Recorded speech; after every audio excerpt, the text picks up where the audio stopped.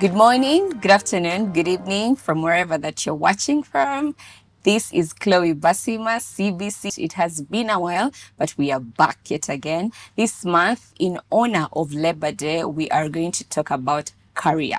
And our topic of discussion is how to choose your career. So many people will tell you, well, you're not able to choose your career. Why? Because they studied something different and they are now pursuing something different. I could agree, but I still disagree. We are yet to find out why and why we are saying something like that.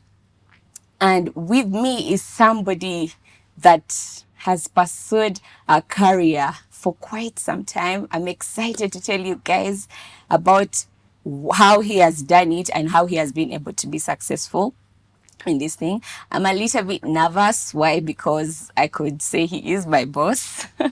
So it's such an honor for me to host him tonight. Yeah, because I am privileged to be working with him. He is the project interface manager, Total Energies, under the Tilenga project. He carries and he wears so many hats. So I think he will tell us about those many hats. Ladies and gentlemen, Mr. James Opiyo Berya. We are happy to have you tonight. Thank you so much, Chloe. It's definitely a privilege to be working with you. And thank you for inviting me to this set. I feel grossly underqualified to be talking about topics such as this, but hopefully I'll be able to share some words of wisdom or certain insights that I've garnered over the years that I've been on Earth. So, looking forward to our discussion, our conversation. Yep, that's it. Yeah, I'm sure it is going to be very knowledgeable because, guys, he is one of those people that I've met and I know for sure are very wise. I think it is displayed on his That's very physical deceptive, look. though. Yeah, so Mr. James, who are you? Just tell us a brief about you. Who am I? Yeah. Um, at the core, I normally tell people when I'm asked who I am, I tell people I'm human, first and foremost. In a day and age where it's becoming increasingly difficult to discriminate between humans and machines, I could very well be an avatar having this conversation with you. So I must say I'm privileged to be truly human, a human, like you mentioned, who wears various hats. One of my hats is I'm a father to a lovely daughter, Berya, who turned 7 just last month. Incidentally, this month I also turned 42. So I think I qualify to be a senior citizen in this country now, considering the life expectancy in Uganda. That's right. Yeah, so one of my hats, I'm a dad. I am a son to a lovely mother. My dad passed on in 2011. Thanks. I am an employee. I consider myself an entrepreneur as well. That's it for the time being. When I remember the different hats that I wear, I'll chip in. But for the time being, I think that is it. Yeah. Yeah.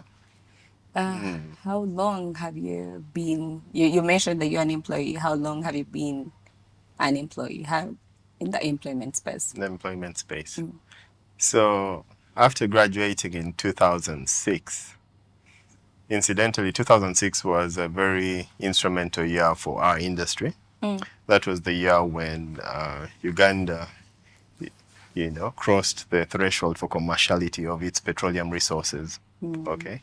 So in that year, there was a huge buzz around the oil and gas industry. And so I just graduated from Makerere University. I'd done a Bachelor of Science in Civil Engineering course, so graduated with honors, thanks to God. So I asked myself, how can I basically position myself to be part of this nascent industry that was causing quite a buzz? And just so happened that around that time, Around that time, the government of Uganda and government of China were offering scholarships for students, Ugandans who wanted to go and study in China. And by the grace of God, I was able to be taken up. I applied for and did interviews, and I was awarded a scholarship to go and study chemical engineering, not petroleum engineering, chemical engineering in China. At the time, it was the closest course that was being offered at the time. Okay. So that marked the start of, should I say, I wouldn't say my foray into employment, but my professional journey. So, but maybe I should backtrack a bit. After my course, I did a very short stint with Warner Consultants. It was a water resources consultancy. Okay. So I did a stint with them. I was dispatched to Pade district at the time. It was a new district, and we were able to set up some piped water supply system for that new district. So officially, I got into the employment world in 2006. And then I, of course, went ahead of you and told you how I switched from civil engineering to petroleum. Okay. Yeah, so from 2006, I've been employed. It's almost 19 years. Almost 19 years, yeah. 19 Yeah. years. 18 to 19 years. Still Yeah, the same in industry. employment. So I did civil engineering for 1 year, then did a master's for 2 years, and then returned to Ghana. So from 2009, you would say. Okay. 2010, actually. Early 2010, that's when I joined the industry. So about, you could say, 15 years in the oil and gas industry. Wow. He is the one for this place and for this topic. I realized that you say it was until a time when there was a boom about the oil and gas in the country when you decided to try and see how you can join. Speak to a student, right? That is, let's say, it even if it's not just really engineering or something different, myself, what I studied, I have a bachelor's in actuarial science, but I am an administrator People. by profession. Why? Because what was available at that time is what I could pursue, right? Of course, over time, you decide to just flow. Yes. But ideally, if I had the chance, Yeah. which I actually had, but I put it down to start over. Why? Because I felt, okay, now it's 6 years into this thing. Am I really willing to go back and start get into the actuarial profession? Yeah. So I think there are so many students out there that are almost getting done with school, but the opportunities are not present. I'm sure they would want to follow suit, right? What would you tell them? How can they build their career? How can they try and grow in their profession, like what they've studied? Yes. What would I tell a student who is, let's say, almost coming out of uni? So number one, and it may sound a bit cliche, but following one's passion is critical. It's important for you to follow your passion. I wish that was preached a lot more than it is. So it's actually true that there are some people who did certain courses that they were not really passionate about. They were possibly coerced by their parents who were trying to have a second go at life through them, and so they did certain courses. But if you've done a course and you're truly passionate about it, that's a good plus. That's a great thing. So basically, I'm talking to the ones who are yet to, let's say, join the university, who are yet to decide on the courses that they should do. Following your passion is very important. But secondly, like you sort of alluded to, once you come out of university, there's a lot of pressure. It's important for you to know, okay, what is available, what opportunities abound. And just like I also mentioned when I started, at the time, the closest thing to the oil and gas industry, or the closest course that I could do was chemical engineering. Okay. And interestingly, it's still very important in the oil and gas industry. I didn't even need to do another, training other than chemical engineering for me to find my place in the oil and gas industry, especially the petrochemicals industry. There's a lot that happens there. But what I was basically saying is, ask yourself what opportunities abound or are present at the moment, and how can you plug in as closely as possible to the destination that you want to get to. And the beautiful thing with life is that you can always reroute. So if for example, you've used a TomTom before, or some kind of device for navigation, okay? So if you take a wrong turn, you can always find a way of getting back to the right course. So like I keep telling people, it's never that serious.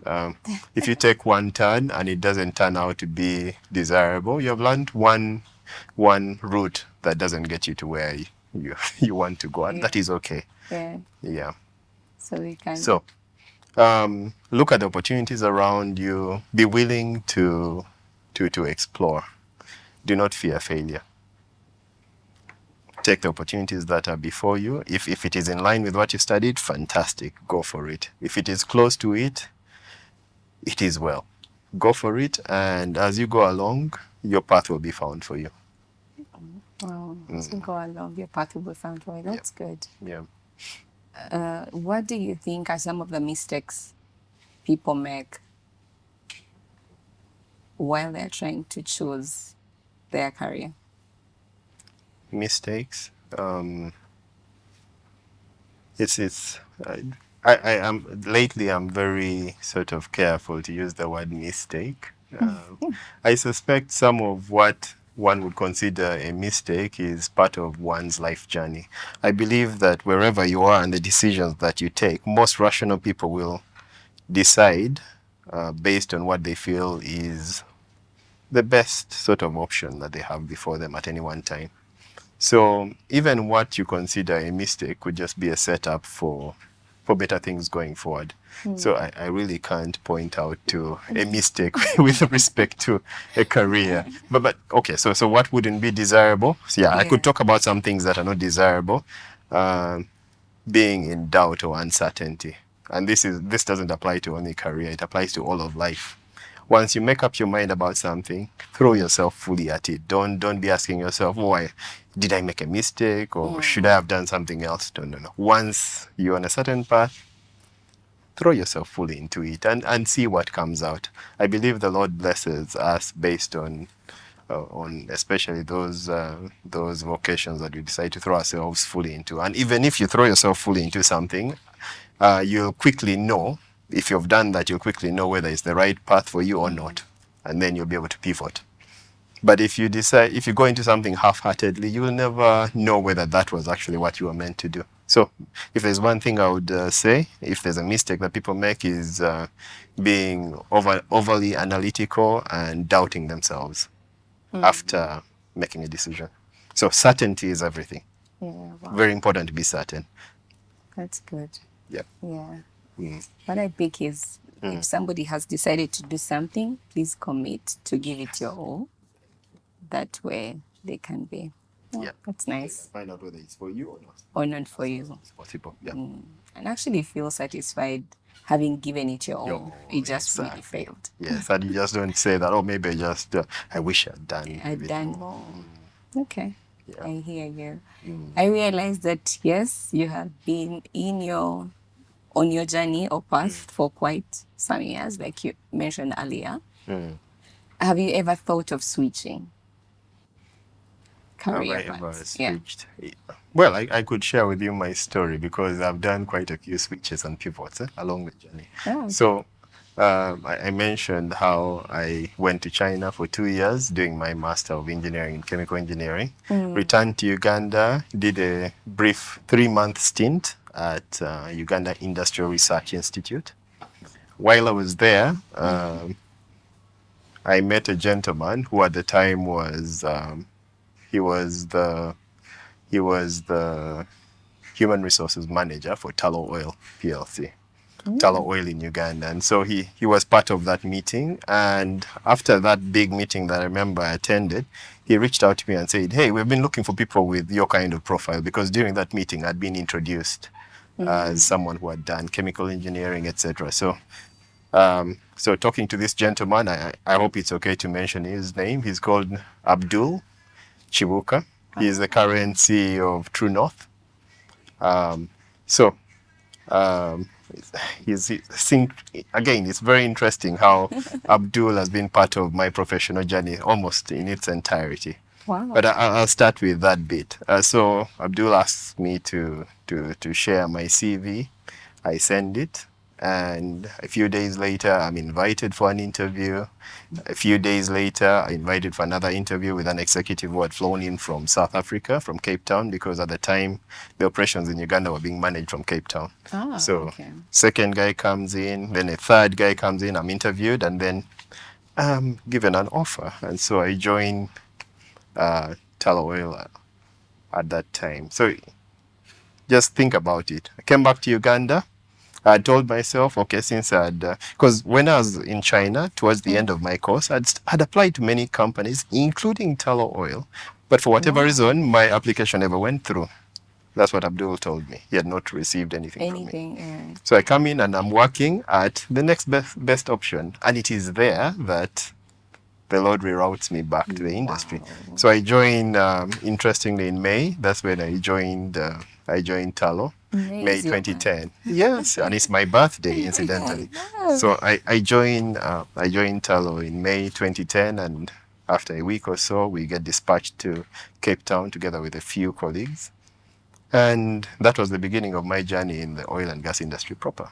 Where was I getting? I was telling you about the different pivots. Yeah. Okay. So was in Cape Town for a year, and then the project moved to London. So moved with the project to London in 2011. Was there until 2015, when again it was decision time. The company was going through different challenges, and there was need for something they refer to as a major simplification process, MSP, which is a very, very, should I say, elaborate way of saying cost cutting and laying off people. I hear you. And the options were for people to say, so I was given the option of doing a rotational role between London and Kenya, because we had certain operations in Kenya at the time. You do a rotational role, or take a redundancy package, leave the company. Wow. And I chose to leave at the time. Why? Because should I say, for about a year or so, myself and another friend, an old girl, we had gone to high school together, had set up, or we had started some business, something in line with e-commerce. So we're talking about pivoting. It was basically something like Jumia before its time. That's nice. So so when the opportunity presented itself, I was like, why not take the plunge, return to Uganda, and give it a go? So I took the redundancy package instead of doing the rotational role as a reservoir engineer, by the way, between London and Kenya. And so came back to Uganda and started pushing that startup. And like most people know, startups are not simple in Uganda. Burned through lots of the savings, and we decided to hold. Okay, we decided to hold that project, and I decided to get into consulting in the oil and gas industry. Basically, put food on the table. So that's how I got into consulting, and consulted for a number of firms that were interested in getting into the oil and gas industry in Uganda. Many of the foreign firms that wanted a foothold in the industry. So did quite a bit of consulting there, oil and gas, as well as renewables, in the renewable space, with a firm called Bantu Energy that had an exploration license for geothermal power. So again, I found myself in that. As part of the same consultancy, I was asked to become a VP of another startup that was vying for the concession to build and operate the refinery, Uganda refinery. Yeah, so we we put together a team and put together a proposal, and I think we came third. Wow. We were able to even secure financing from some of our partners. We came third, Oh.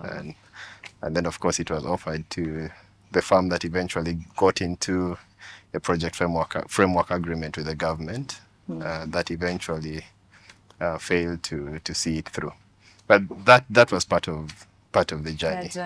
But this was all happening during the time when I was an independent consultant. Okay. And then come 2022, Abdul reaches out to me. The same Abdul Chivoka reaches out to me and says, We need to shout out to him. I know. You may need to actually invite him and listen to his story. Yeah.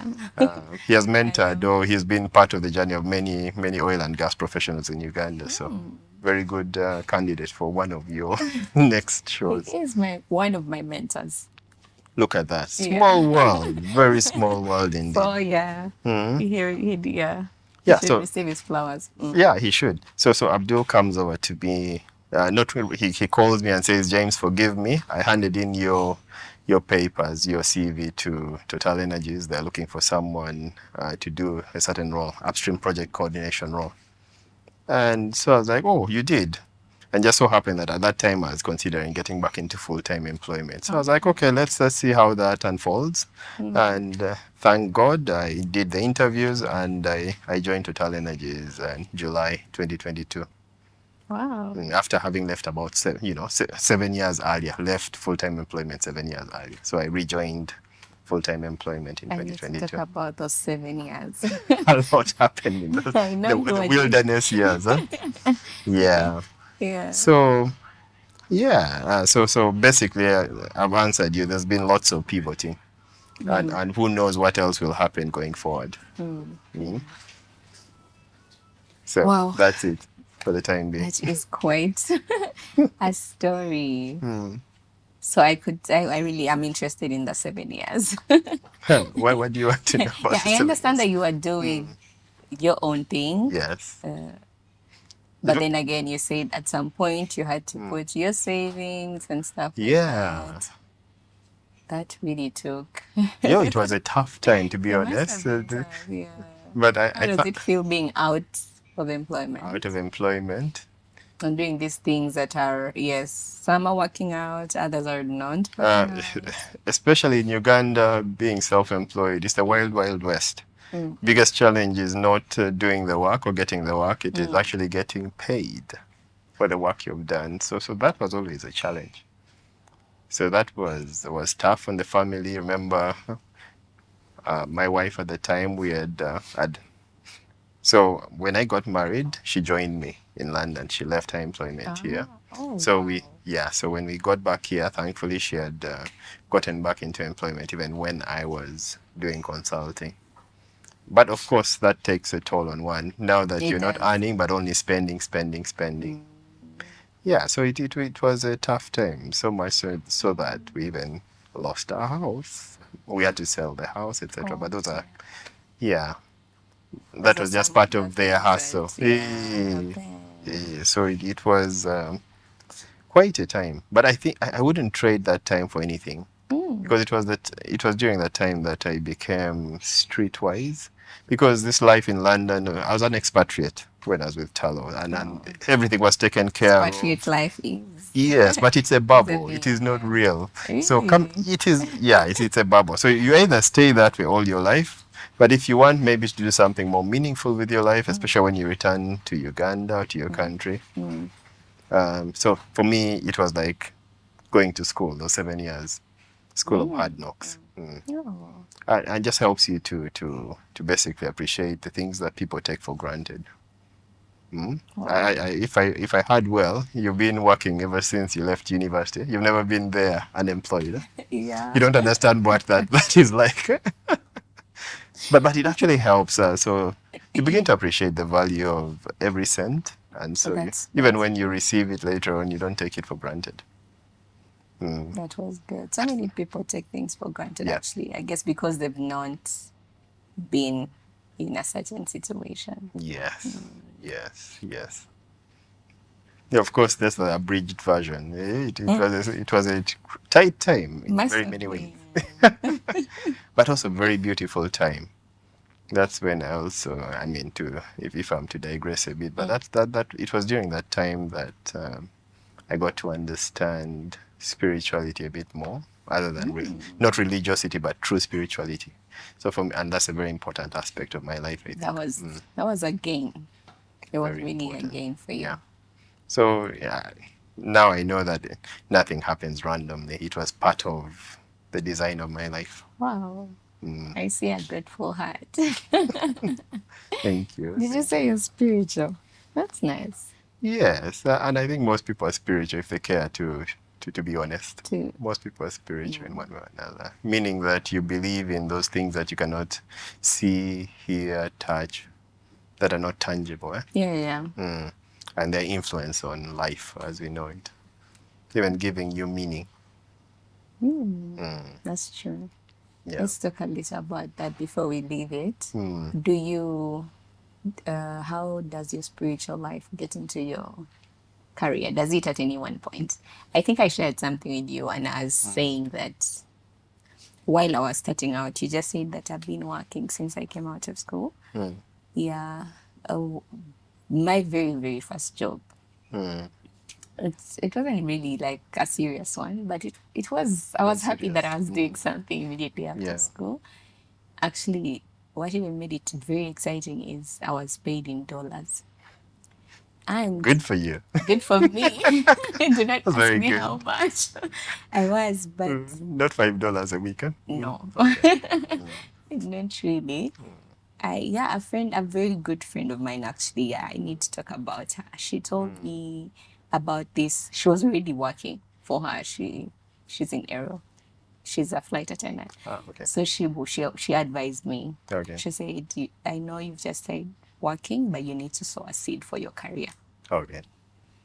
So I told her, what do you mean I need to sow a seed? Because yes, I understand what tithe is, but a seed What for is that? career, help me understand. So she explained it to me, and she said, every time you start out something or you've gotten something, of course it has come from the Lord. Every good thing comes from the Lord. You need to sow a seed for it. Like the one you I think bring God into this thing so he can sustain it for you. I think that's what I understood. Yeah. So I did.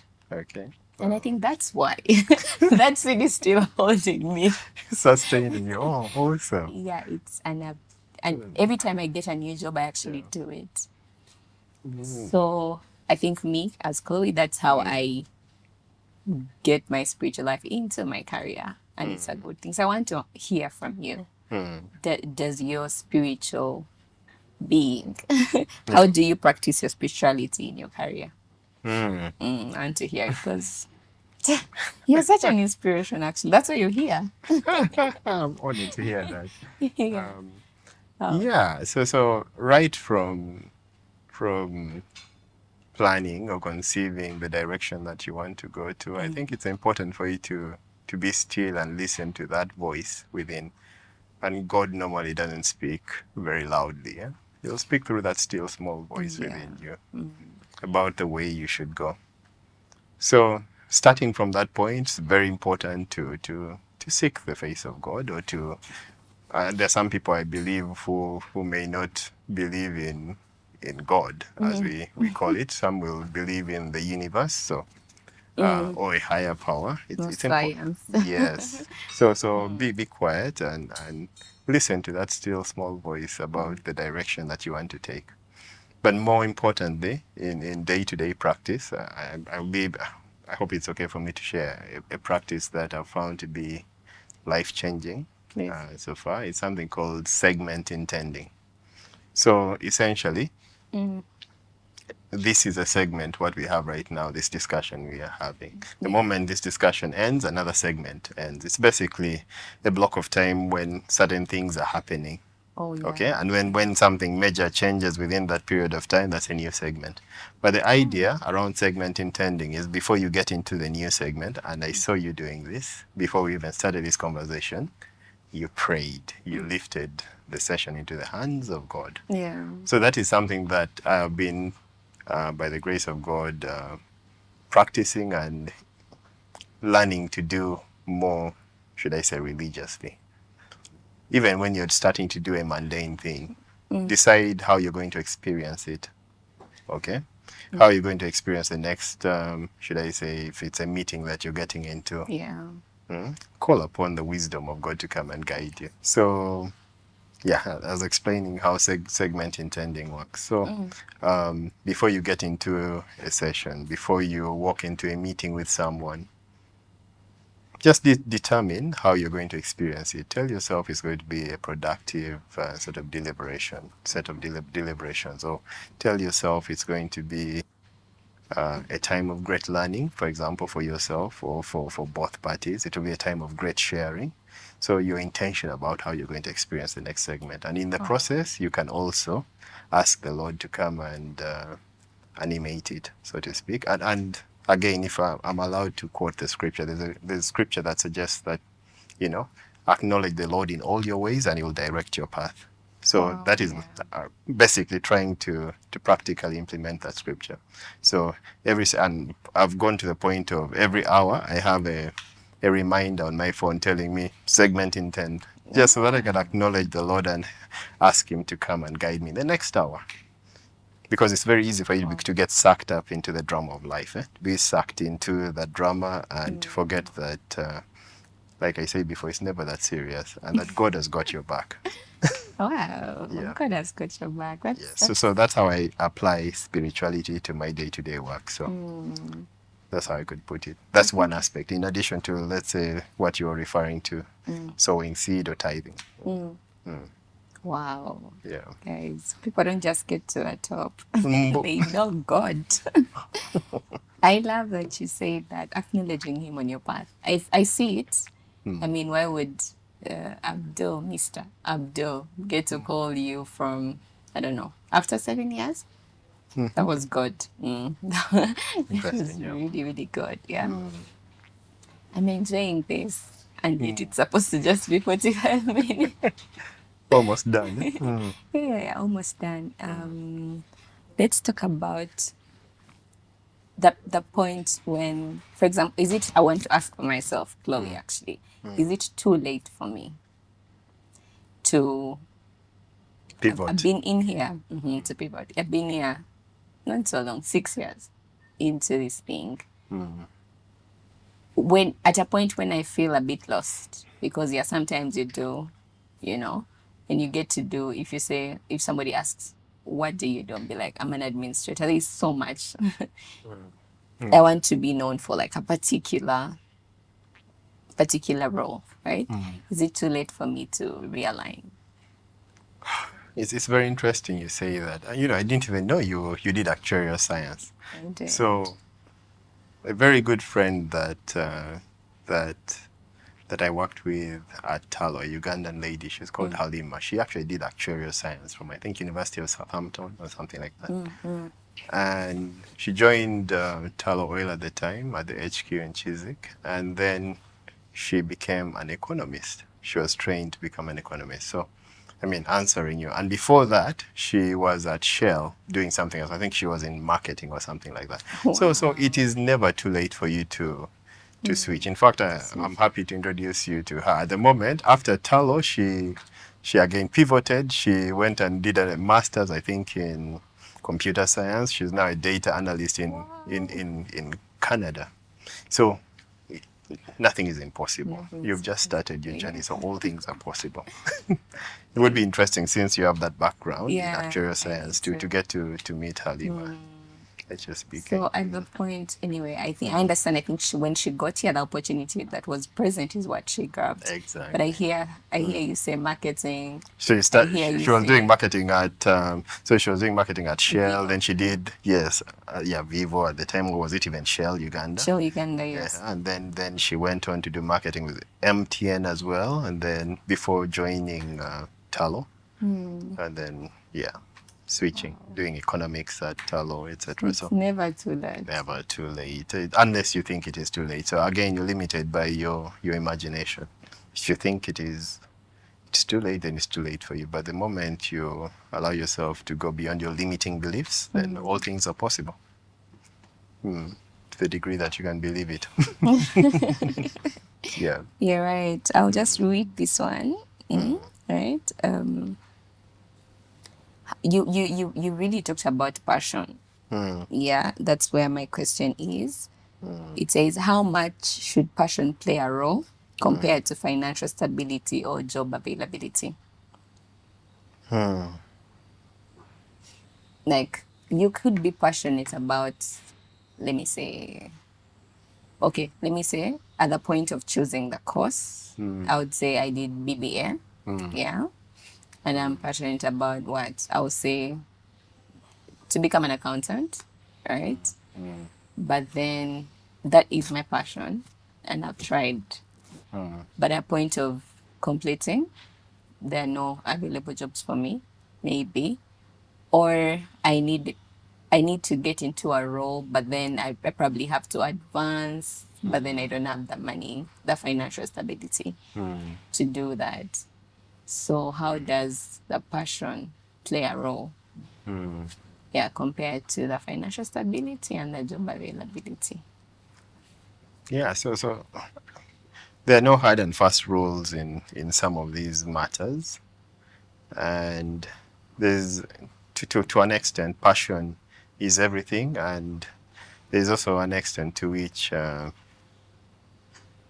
passion can actually be conjured, if I may put it that way. So the first, should I say, the first option, if it is possible, is for you to do what you're passionate about. But the next best, should I say, choice is for you to be passionate about what you do. Does that make sense? So It basically, does. yeah. So basically, what I'm saying is, if you're able to do what you're passionate about, the circumstances are right, Around and you, you're able yeah. to do what you're passionate about, go for it by all means. But if you have something like the next best opportunity, then grab it with all your heart and be passionate about it. It's actually quite possible for you to be passionate about something So by you're literally just developing the develop passion. it. You can develop passion. It's incredible how you can develop passion just by paying more attention to something and learning a bit more about it. You can develop passion about anything, incidentally. You can. And so, yeah, again, I revert to that mantra. It's never that serious. If what you're passionate about is easily accessible, go for it. Yeah. If you can't, go for the next best opportunity and be passionate about it. Like they said, whatever your hands find to do, do with all your heart as unto the Lord. Wow. This is really interesting. There's a friend of mine. I'm asked so many questions about career. I don't know why they're skipping my mind right now. Yeah, but this is for a woman. I don't know if you'll be able to answer anyway. She, In my previous life, I might have been a woman, so you, you never. oh, I'm just kidding. You never know. Yeah.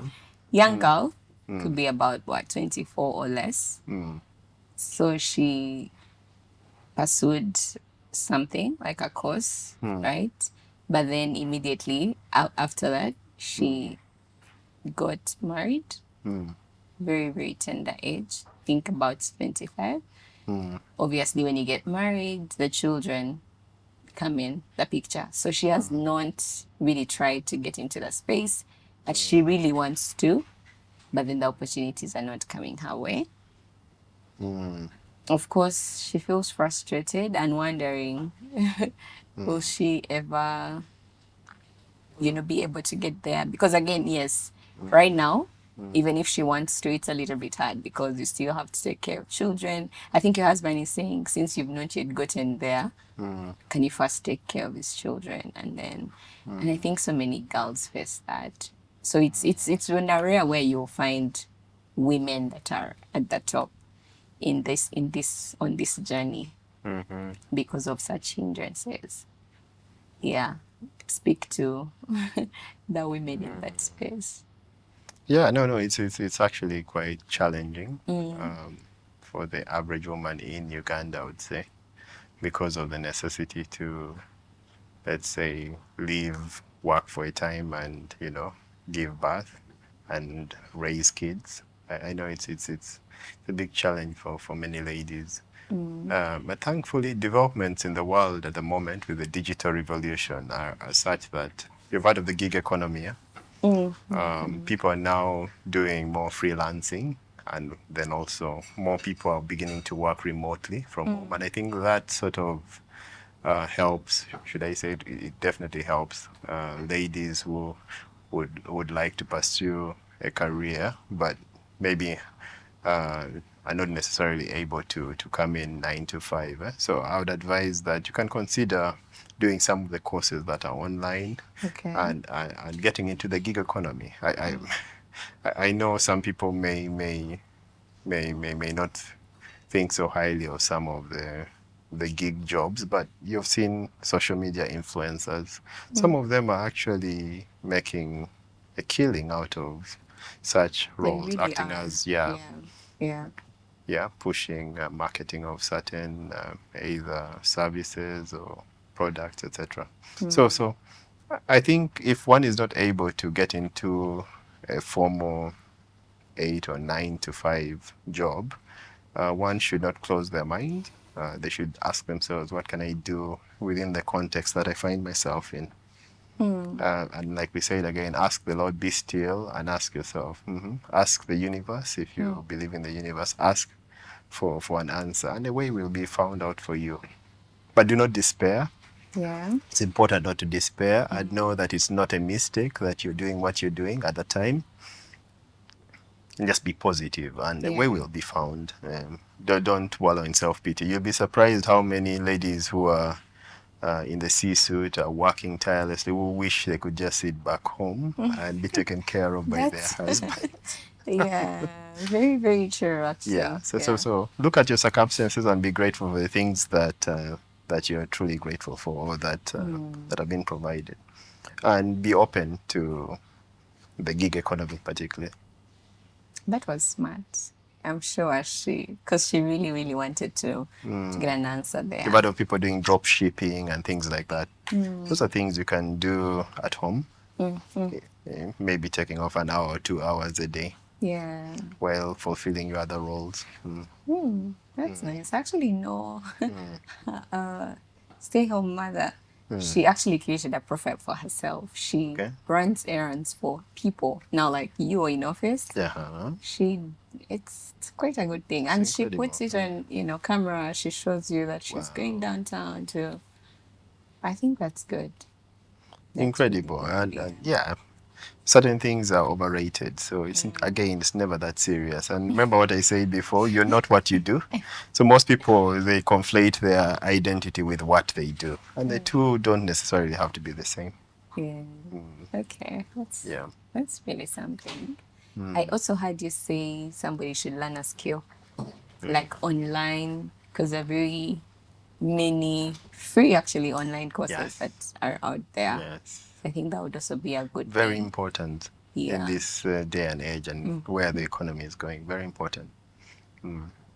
It's good to really attain one. We are coming to a conclusion. People usually say internships, like when you come out, please do internships, get on the part-time jobs or volunteer. It could help you. It could help you align your career. Do you agree with that? Yeah, I do agree. And it's one of those things that I wish I had also done a lot more of when I was much younger. Or even when I was studying at uni. It was actually possible for you to be studying while doing something part-time. I think it's important to get exposure to the work world. Whether you're doing it as a volunteer or, like you mentioned, internships, those are important. But even when you say that, some people will say you speak from a place of privilege. There are some people who, if you're really passionate about something, you'll be surprised how people are looking for passionate people to serve in their Yeah. organizations, and they'll eventually pay you if you're passionate about. So by all means, internships are great. Taking on volunteer roles, very important. It helps with your career progression, if you will. I think it also teaches you're able to learn and understand how culture is in the Very workspace. important. That's very good. As we come to our conclusion, if you would take back the time, is that something that you would do differently in your decision making in terms of your career now? In terms of my career now, again, I'm one of those people who believe that everything that has come before happened exactly how it should have happened to get me to where I am right now. So I would not necessarily change anything. Nice. But yeah, but if there is something that I could have adopted, if there is advice that I could have listened to more at the time when I was much younger, it would be fearless, be willing to fail fast and fail forward. Wow. Again, the thing I keep saying, it's never that serious. So be willing to embrace any role that's even outside your comfort I zone. hope people don't just take that word from our If conversation. they do, I'll be very happy. But I'm not sure about you. But be willing to embrace and try things. And if they don't work, you've learned how a certain path doesn't lead you to where you desire, and you pivot quickly. So if that's something, because most of us are very risk averse, and I think it is conditioning right from childhood where you're told not to make mistakes. Yeah. And I think it's important for you to, I mean, if you're going to make any meaningful leap forward from the status quo, it's important for you to make mistakes and learn from the mistakes and then do better going forward. Yeah. So I would make more mistakes if it were up to, if I could go back, yeah, Okay. and not be too risk averse. That's lovely. This is our very last one, and it's a piece of advice that you're going to give to someone you wish that they would have given you earlier in your career. So what's one piece of advice you wish someone had given you earlier in your career? It could be the one that you also give. It's interesting. It's interesting you're saying that, but I've actually just given it already. That very advice that, by the way, is never that serious. Be fearless. Throw yourself at whatever you decide to do wholeheartedly. Don't second guess yourself. Whatever your hands find to do with all your heart. And you'll quickly learn whether that is something that is in line with your purpose or not. And then you'll be able to pivot. So fail fast and fail forward. That's what I would say. I like that. Fail fast and fail forward. Thank you. Oh, that's really lovely. Thank you so much, You're welcome. Mr. James, for your time. You're welcome. Allow me to say happy birthday to you, although it already passed. Thank you very much. It's the birth month, It's so the birth we're month, celebrating. so you keep celebrating. Yes. Thank you for giving us your yes in your birth month. Thank I remember we actually talked about this, Yes. and we said it has to be May, and then you told me, Chloe, know. that's my birth month. And I was actually freaking out because believe it or not, I'm very camera shy. I'm very shy, so No, you're not. yeah, I normally have to pray before such a such a venture or such. I also realized you're very spiritual, which is wow. It's a good thing. I think that's the reason you are where you are. It's funny, but I think every human being is spiritual, and eventually, Some really don't take it seriously. yeah, they don't take it too serious, and that is part of spirituality, not taking things too seriously. Yeah. I realize that's a statement you've made. Yeah, if you look at the life of our Lord Jesus, he did not take certain things too seriously, things that religious people take too seriously. But that's a topic for another day. Another day, yeah, when we get you back. Yeah. So I Thanks hope so that you people picked something, fail fast and then fail forward. That's something that I picked. And then also, James says that once you decide to do something, please commit, do your best. That is the only way you can manage through. And like we said, that topic is how to choose your career. We hope that we have helped you. We have tried to speak to the students. We have tried to speak to the people that are already in that space and those that would want to switch. Thank you so much for joining us. We pray that you will keep on here. Thank you for watching. Thank you very much.